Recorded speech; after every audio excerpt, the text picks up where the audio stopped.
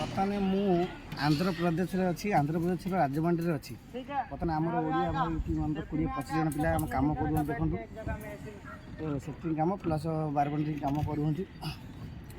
ଆମର ଓଡ଼ିଶାରେ ସେମିତି କାର୍ଯ୍ୟ କିଛି ମିଳିପାରୁନି, ଯାହାଦ୍ୱାରା ସେ ଆସିକି ଏତେ ଦୂରରେ କାମ କରିବାକୁ ପଡ଼ୁଛି। କେତେ କଲବଲ ଆଜି ବର୍ତ୍ତମାନ ଖରା 45 ଡିଗ୍ରୀ ତାପମାତ୍ରାରେ ଅଛି ଏଠି।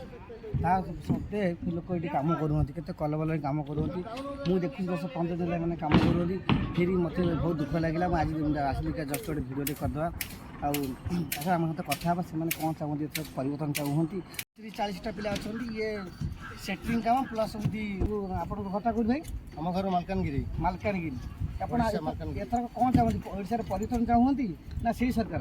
ଓଡ଼ିଶାରେ ପରିବର୍ତ୍ତନ ହେଲେ ଆବଶ୍ୟକ, କାହିଁକି ଆମେ ସେଇ ସରକାରକୁ 25 ବର୍ଷ ଧରି ଆମେ ଭୋଟ ଦେଇ ଇଏ କରିକି ଆମେ ବେକାର ଆମ ଏରିଆରେ କାମ ମିଳୁନି, କିଛି ନାହିଁ। ଆମେ ବାହାରେ ଆସି କାମ କରୁଛେ ଆନ୍ଧ୍ରରେ।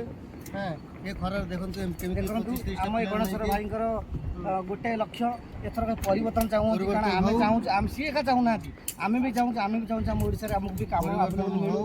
ଏଠି ବାହାର ତାମିଲନାଡ଼ୁ ଲୋକ ଆସିକି ଆମ ଓଡ଼ିଶାରେ ଫୁଲ୍ ହେଲାଣି, କିନ୍ତୁ ଆମକୁ ଅଥଚ କାମ ମିଳୁନି।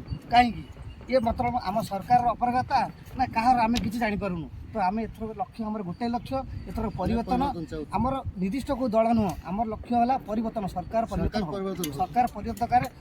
ପରିବର୍ତ୍ତନ ହେଲେ ଆମର 1 ଲକ୍ଷ ଆମକୁ ଆମ ଘର ପାଖାପାଖି ଆମ ଓଡ଼ିଶାରେ ଆମକୁ କାର୍ଯ୍ୟ ସୁଚାରୁ ଭାବରେ ଆମକୁ ମିଳିପାରିବ।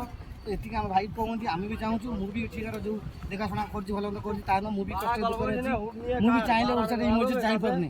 ଯିବାକୁ ହେଲେ ମୋତେ 2 ଦିନ ଦରକାର, ଛୁଟି ବି ମିଳୁନି ଏଠି। କିନ୍ତୁ ଘର ପାଖରେ ହେଲେ ଆମେ ଅଧଘଣ୍ଟାରେ ଘଣ୍ଟାରେ ଯାଇ ପହଞ୍ଚିକି ଆମର ଘରର ପ୍ରୋବ୍ଲେମଟା ଆମେ ସଲ୍ଭ କରିପାରିବୁ। ତ ମୁଁ ଏତିକି ଓଡ଼ିଶାବାସୀମାନଙ୍କୁ ଅନୁରୋଧ କରି କହୁଛି, ଆପଣ ଏଥରକୁ ପରିବର୍ତ୍ତନ ଦେଖିପାରିବା। ଭାଇଙ୍କର ଅନୁରୋଧ, ତାଙ୍କ ପିଲାମାନେ ସବୁ ଏଥର ଯିବେ, ବିଜେପି ଭୋଟ ଦେବେ ବୋଲି କହିଛନ୍ତି। ପ୍ଲସ୍ ଏଥର ପରିବର୍ତ୍ତନ, ତାଙ୍କର ଲକ୍ଷ୍ୟ ହେଲା ପରିବର୍ତ୍ତନ। ତ ଆମେ ସମସ୍ତେ ଭାଇ ଏକ ହେବା, ଏଥର ପରିବର୍ତ୍ତନ କରିବା ଓଡ଼ିଶାରେ।